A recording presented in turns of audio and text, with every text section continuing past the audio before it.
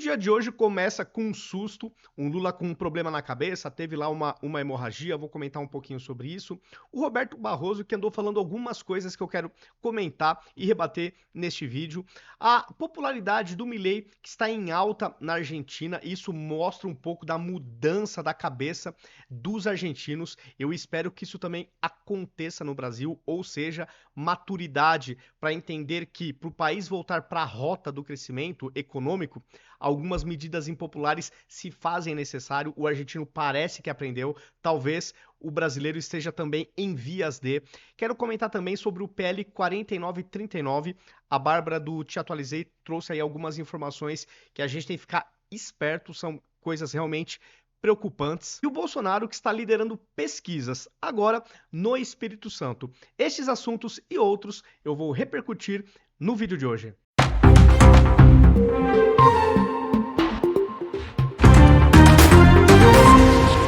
Começando pela primeira notícia do dia, que é a saúde de Lula. O dia mal começou com a seguinte informação: Lula sofre hemorragia cerebral e faz cirurgia de emergência em São Paulo. Bom, graças a Deus está tudo bem com o Lula, de acordo com os médicos não vai ter nenhuma sequela, então tudo em ordem com o presidente do Brasil. Aqui eu poderia ser, assim, desumano. Eu poderia desejar para o Lula aquilo que boa parte da esquerda desejou para o Bolsonaro quando ele recebeu a facada. Sim, porque esse pessoal da empatia, do amor, da tolerância, de todas as virtudes que eles se auto-empregam, eu tenho convicção que, no caso de Bolsonaro, boa parte dessa gente queria o pior. Certamente estavam desejando que o Bolsonaro perdesse a sua vida. Eu não vou fazer com Lula, né, o que boa parte da esquerda, eu presumo, né, tenho convicção que boa parte da esquerda fez e desejou para o Bolsonaro. Então, que bom que o Lula tá, em princípio, tá tudo ok, né, com a sua saúde, não tá sofrendo um risco aí de nenhuma sequela ou até mesmo risco de vida. Então, que bom, tudo em ordem com a saúde do Lula. Não vou ser tão mal assim como a esquerda tem sido com Jair Bolsonaro, tá? Porque eu acho que essa é uma das diferenças morais entre a direita e boa parte da esquerda, principalmente aquela esquerda que adora vomitar virtudes, cobrar virtudes dos outros quando eles mesmos não as colocam em prática, tá? Então, assim, é para realmente separar o joio do trigo. Indo para a segunda notícia do dia que me chamou a atenção. Governo Milei chega a um ano com inflação de um dígito, alta popularidade e escalada ideológica. Com respaldo da paciência dos argentinos, o libertário avançou com seu programa de ajuste, mas viu mais da metade da população cair na pobreza. Para 2025, ele deve dobrar a aposta no déficit zero. É aquele negócio, pessoal. Os argentinos parecem que depois de tanto tempo de sofrimento com governos de esquerda, criaram uma maturidade. Eu acho que eles entenderam que, antes de melhorar, talvez dê uma piorada, que nem aqui tá falando que houve um aumento da pobreza. Cara, é aquele negócio. A rota estava errada na Argentina. E o Milei teve peito para falar: eu vou fazer isso, isso assado. E o povo abraçou a ideia. Tá sendo duro? Tá sendo duro, não tenha dúvidas. Só que a Argentina já está começando a colher frutos. E mesmo a despeito dessa pobreza que aumentou um pouco de acordo com o Estadão, a popularidade está em alta, porque eu presumo que os argentinos estão percebendo que, embora no curto prazo algumas coisas estejam difíceis, mas eu acho que eles perceberam que a rota foi corrigida. E agora, no curto, médio e longo prazo, a tendência é que a Argentina vá se recuperando. Eu acho que não falta muito tempo para a moeda da Argentina ter mais valor que o real. Eu acho que isso é questão de tempo, porque enquanto o Brasil está mergulhando num caos econômico, crise fiscal, dívida nas alturas, a Argentina está fazendo o caminho oposto. Então, logo mais, a Argentina vai ter muito mais relevância, infelizmente, né, do que o Brasil do ponto de vista econômico, se tudo continuar assim. A não ser que em 2026 seja a vez dos brasileiros colocarem um ponto final em governos esquerdistas que quebram a nossa economia e vire essa página de uma vez por todas. Os argentinos, ao que tudo indica, quem sabe, eu acho que dá pra gente cogitar numa reeleição do Milei. Porque se apesar das medidas duras, a popularidade está em alta, eu acho que o povo acordou. Vamos ver, né? De repente eu posso estar sonhando, né, de forma muito antecipada, mas eu acho que a tendência seria essa. Voltando para o nosso Brasilzão. Militares mantêm benefícios, mesmo gerando rombo de 50 bi na Previdência. Bom, aqui eu me questiono, né? Cadê o patriotismo dos militares? Eles vão olhar para o próprio umbigo apenas? O Brasil está com as contas públicas em frangalhos. Né? Assim, a nossa crise fiscal é absurda. É por isso que o juros está nas alturas, o Banco Central não consegue baixar, isso impacta na inflação. Soma-se a isso o dólar que está nas alturas, e mesmo assim, os militares fizeram um lobby, então, para conseguir manter os seus benefícios a despeito de toda essa crise fiscal que o nosso país vive. O que eu peço para os militares, o que eu esperaria dos militares, era um pouquinho mais de patriotismo. Um pouquinho mais de patriotismo. Até porque o Brasil é um país que não entra em guerra, né? Então, a vida dos nossos militares não está tão difícil assim. O Brasil, aliás, se entrar em uma guerra, a chance de ser aniquilado é gigantesca, né? O investimento que o nosso país fez ao longo do tempo para as forças militares, para o exército, marinha, aeronáutica, enfim, é incomparável com boa parte dos países mundo afora, né? Então, assim, se você hoje se alistar para o exército, a chance de você entrar numa guerra e morrer é quase nula nos dias de hoje, né? Então, acho que os militares poderiam ter um pouco mais de compaixão para com o nosso país e para com o povo brasileiro que está se lascando com essa crise fiscal e de dívida que o nosso país tem, né? E aqui a gente está falando de uma ordem de grandeza de 50 bilhões, B de bola, de bilhão. E aqui, para fechar esse assunto, né, do nosso rombo fiscal, tem a questão dos militares e tem também a questão do judiciário. Sabe por quê? Olha o que o Barroso falou. Barroso defende supersalários e nega a responsabilidade do judiciário na crise fiscal.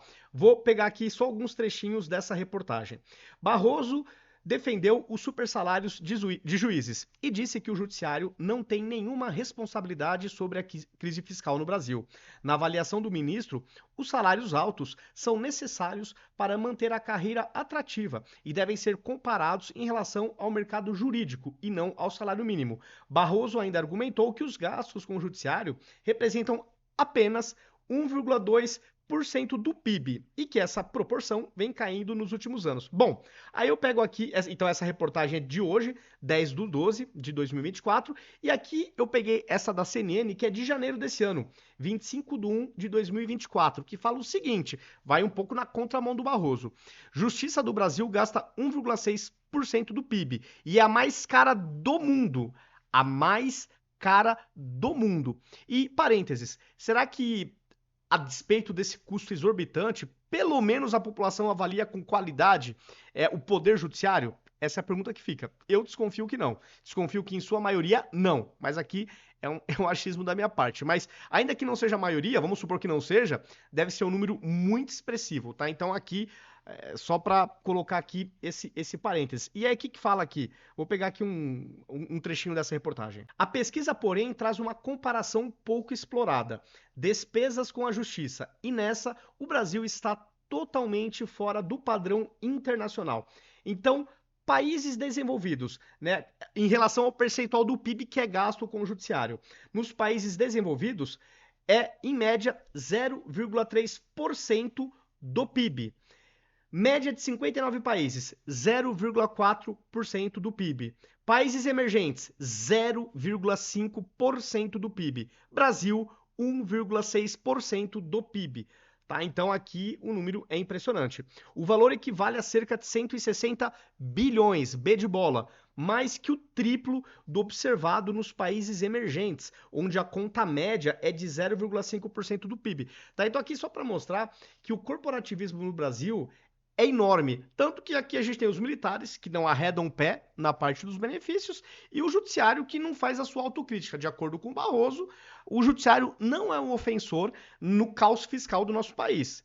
Imagine se fosse, né? Só que os números não corroboram muito essa tese do Barroso. Afinal de contas, nosso judiciário está entre os mais caros do mundo. Tá? Então, eu acho que essa informação também é relevante. Outra, Barroso prevê mar agitado. com mais um ano de investigação sobre fake news. Cara, mais um ano de investigação sobre fake news, mas aqui eu queria pegar o comentário do André Marcília, que falou o seguinte, ele até pegou uma outra manchete da CNN, mas ainda sobre esse assunto. Na da CNN fala o seguinte, inquérito das fake news teve singularidades e 2025 terá mar agitado, diz Barroso. Presidente do STF vê normalidade institucional no Brasil, mas pacificação plena dificultada por alvos das investigações. E aí, o que disse o Marcília, que é um advogado constitucionalista? Ele falou o seguinte, por singularidade, leia-se irregularidade. Por mar agitado, leia-se não vamos parar. Como é possível justificarem a existência de irregularidades na salvação de uma democracia que nunca está salva, que a todo tempo justifica novas irregularidades? Então é um questionamento aqui do advogado, do cara que é um especialista no direito. E eu fico com a mesma indagação dele. Eu acho que a pretexto de salvar a democracia que eles vivem falando, me parece, de acordo com especialistas no direito que eu acompanho, me parece que isso aqui é um custo altíssimo. Ao custo tão alto a ponto de tratar a socos e pontapés a Constituição. O Marcília, por exemplo, é um dos caras que apontam diversas irregularidades e inconstitucionalidades em processos que estão no STF. Então, é a qualquer valor que se defende a democracia. Defender a democracia não respeitando o arcabouço legal não parece algo incongruente, algo incompatível, mas é a convicção que eu estou formando acompanhando Marcília e pessoas do direito que têm o mesmo pensamento que ele. E hora ou outra a gente começa a ver também o pessoal do direito da esquerda agora começando também a admitir que, ó, aqui tá exagerando um pouquinho, tá? Então já saiu da bolha da direita, tá? Eu acho que a gente precisa, de fato, voltar para a normalidade. Não é possível que o Brasil, que o nosso país vai ficar com essa corda esticada o tempo todo. Não é possível, né? Eu torço para que volte para a normalidade. Mudando de assunto, no Espírito Santo, Bolsonaro vence Lula por 45% a 31%. Instituto Paraná Pesquisas realizou o levantamento com eleitores capixabas. Aqui o que eu quero repercutir com vocês é o seguinte, eu acho que o Bolsonaro hoje, se as eleições fossem hoje, para mim o Bolsonaro estaria eleito. Por quê? Muitas pessoas falam, né? Ah, pra você deixar um esquerdista se queimar, deixa ele falar. Ele vai falando, ele vai se queimando pras pessoas. E no sentido de se queimar governando é a mesma coisa. Deixa a esquerda governar que ela vai se queimar pro povo. Ela vai piorar a vida do povo, ela vai ficar aumentando carga tributária, gerando inflação, juros, dólar sub, enfim, vai tornar a vida do brasileiro um inferno do ponto de vista econômico.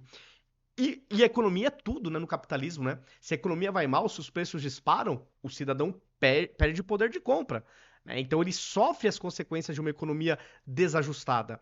E é o que está acontecendo. Deixa o PT atuar, fazer as besteiras dele.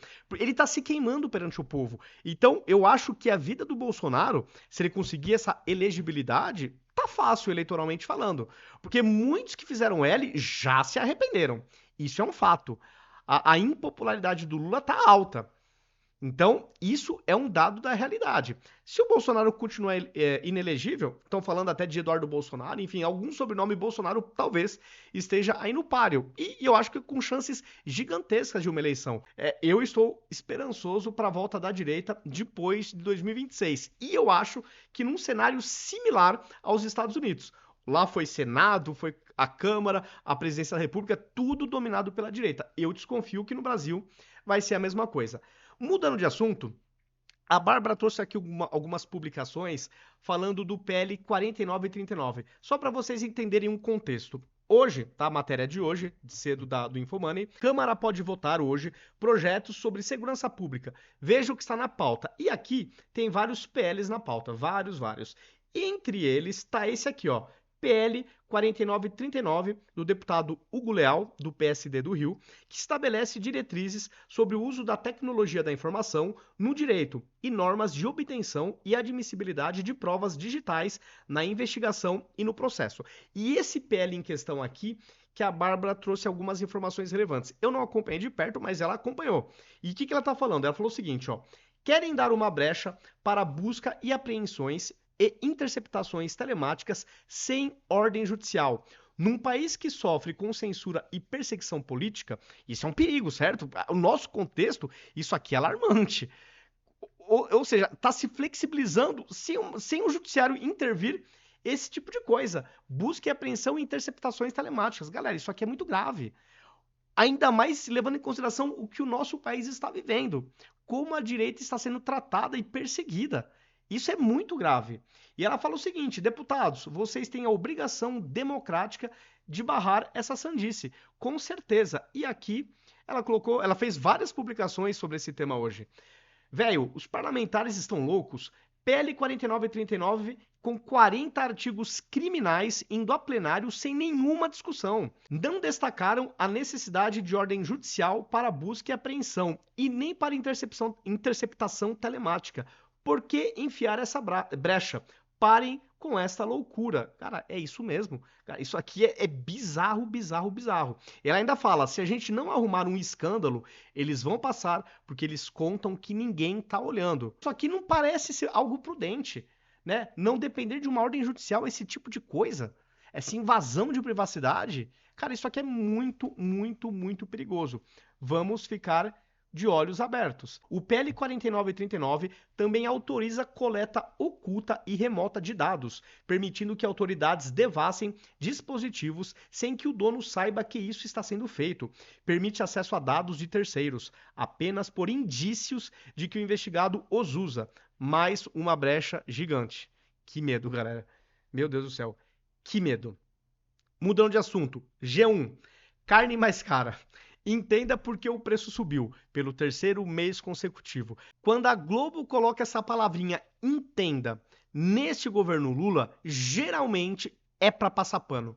Geralmente é para tirar do lombo do governo parte da responsabilidade. Via de regra é isso. Se você leu Entenda e você vai para a reportagem, vocês vão ver que eles vão explorar todo um contexto muito maior para não ficar na cara que a responsabilidade é do governo. Não que o que eles coloquem aqui não seja verdade. Por exemplo, o que eles falam? Eles falam que a alta é explicada pelo clima, renda, ciclo de pecuária, exportações, etc. Então aqui eles vão colocando um monte de coisa nesse liquidificador que, de novo, não necessariamente está incorreto. O que eu quero estabelecer aqui com vocês é uma comparação. Nos tempos de Bolsonaro, eu não me recordo de ver tanta boa vontade da Globo utilizando esse artifício do entenda. Tá? Eu tenho convicção que se o governo fosse o Bolsonaro, na manchete o culpado já seria o Bolsonaro. Eu tenho convicção, posso estar errado, mas baseado no histórico da Globo, eu tenho convicção que seria desta forma.